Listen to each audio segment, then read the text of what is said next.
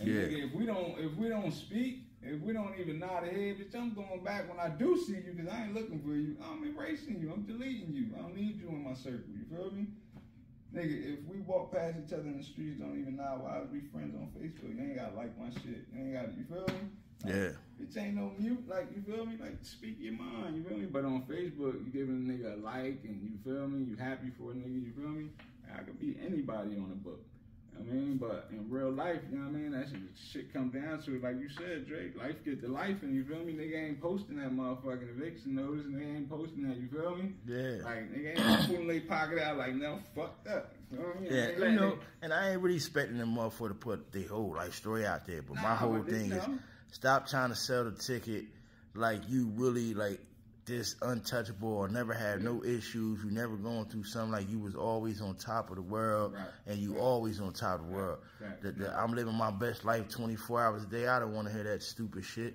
Because behind closed doors, like I said, a lot of people that's selling their success story, they go through shit like everybody else, and it's not their business to put it out there, but I just don't like the idea of people selling this image like you don't go through nothing. Unrealistic expectations. Especially if you over here with me. If you join my party, you join my team, we always gonna have money, we always gonna be doing this, and you ain't gonna never have to worry about nothing. And not for nothing, that's the mindset Puff kind of took on too. You know what I mean?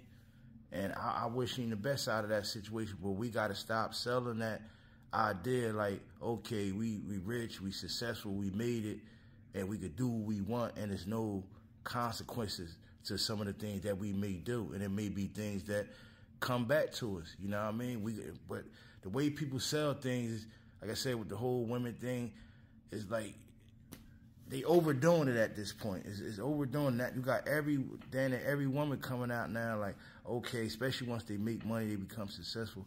I don't need a man out of this and this and this and that, and it's making more and more women gravitate to that type of lifestyle. Like, I could be on social media, flashing my boobs, have my ass hanging out, doing all this, and I got money, and guess what? I don't need no man. And if a man come around me, he gonna have to respect me the way I am or nothing. And 9 times out of 10, that's what you're gonna get left with, nothing. You're gonna be bitter, you're gonna be old, you ain't gonna have nobody around. And if people are around, it's gonna be people that's trying to benefit off of your lifestyle, because that's the type of energy you brought out.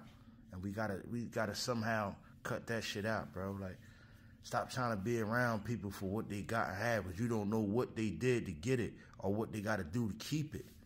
You don't know the sauce to their secret unless they give it to you. And by the time you figure what the sauce out, you stuck in it. You lost in the sauce. That's why they came up with that term years back when I was young, lost in the sauce. You don't even know the ingredients, bro. You all over there trying to be on the next thing that you think is popping and what everybody else is following. You don't even know what's really going on until you get lost up in that shit. Now you need help. You want people to come bail you out. You want people to vouch for you. You want people to do all these different things. But were you thinking like this when you was so-called in the mix, making the sauce? No, you wasn't. You was thinking about self. Mixing it, whipping it, fucking it all up. Word up. And that's why we got the situation we got with our women and the men. Like I said, the men joining this party more than the women now. You got guys out here that only fuck with you for beneficial reasons, but they're fake like they're your boy. They're fake like they're your friend. They're fake any old kind of way just to get next to you, to get a part of your success story, just to say they was a part of it. Right. And then if things go downhill, guess what? They ain't nowhere around. And you see it over and over and over again. I think that was more or less what Berger was talking about in his segment. Like, nah, man, why kick the man when he down? We know what it is, but is these charges is worthy of all this stuff? Sex trafficking?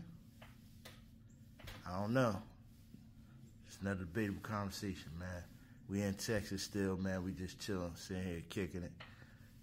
We up. We up. We might be out a little later, but it's been raining and stuff, so I don't know. We might just kick out. It's our last night here, man, but we making the best of it. My bitch a prince of cut, little demon in the cut, go raiding at the